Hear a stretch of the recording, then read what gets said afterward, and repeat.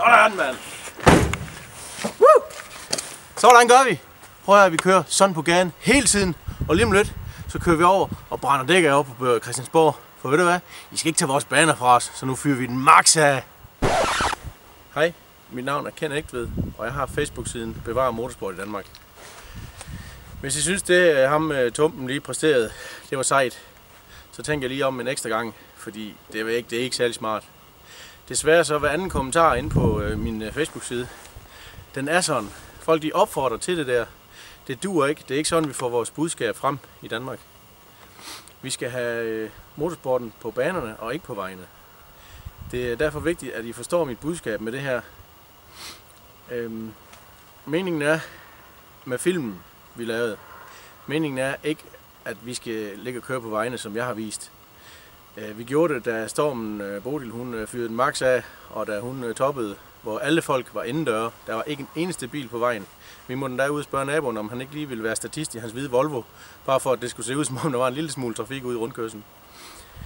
Og vi har sat folk på hvert gadehjørne for at sikre sig, at der ikke kom nogen, hvis der var nogen, der vågede sig ud i det vejr.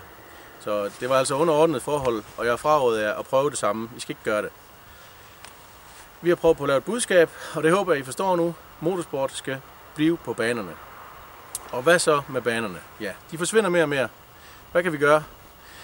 Nu prøver jeg igen med en underskriftsindsamling, der hedder Bevar Motorsport i Danmark. Der er et link i det her opslag. Og jeg synes alle sammen, I skal dele den, og I skal gå ind og skrive under. Fordi på et eller andet tidspunkt, der skal den her indsamling blive stor nok til, at Folketinget de simpelthen ikke kan overse den. For vi bliver nødt til at bevare motorsport i Danmark.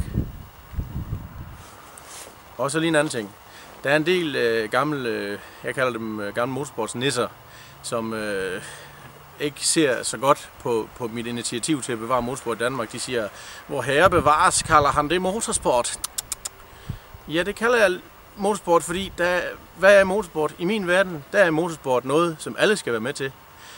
Du kan ikke kun køre motorsport, hvis det er, at du har mange penge, og du har råd til folk, der kan lave din bil for dig. Så er du ikke konge over motorsport.